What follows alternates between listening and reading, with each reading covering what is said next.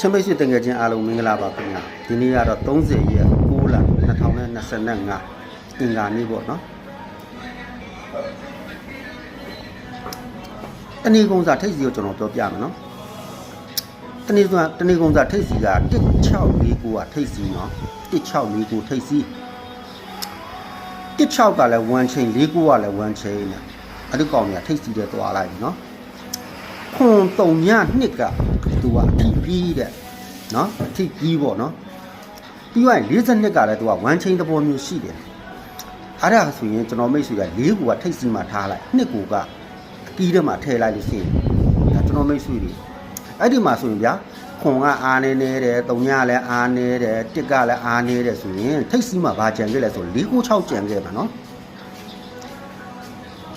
ကြီးထဲမှာဆို2လုံးကြံခဲ့အဲကျွန်တော်မိတ်ဆွေကအဲ့ဒီ2နဲ့ထိတ်စီ4လုံးနဲ့ကပ်ပြီးတော့ကစားမလား4ခွက်တည်းပေါ့နော်ဒါပေမဲ့ကျွန်တော်မိတ်ဆွေကျွန်တော်ပြောလိုက်မယ်နော်ပြောပြပေးမယ်နော်2 8ကိုအပိတ်ထား2 8ကို2နဲ့8ကိုအပိတ်ထားထိတ်စီ4လုံးနဲ့ကပ်ဒဲ8ခွက်နော်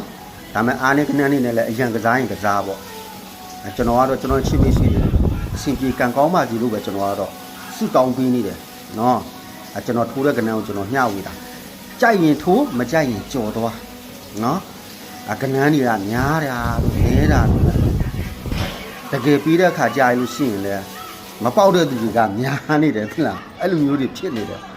ပြီးတဲ့ကဏ္ဍတွေကြာရင်လည်းမထိုးဘူးစိတ်တွေကများဟိုဟာလိုက်နူးနူးဒီဟာလိုက်နူးနူးနဲ့နော်အဲ့ဒါကြောင့်ကျွန်တော်ပြောတော့ဗောနော်1649ထိတ်12ကိုအပိတ်နဲ့ကစားပြီးတော့ဒက်စစ်ကွက်ထိုးလိုက်ပါလို့တနည်းကုန်းစားနော်ကဲအားလုံးဘိုင်ဘိုင်စီပီကံကောင်းကြပါစေခင်ဗျာ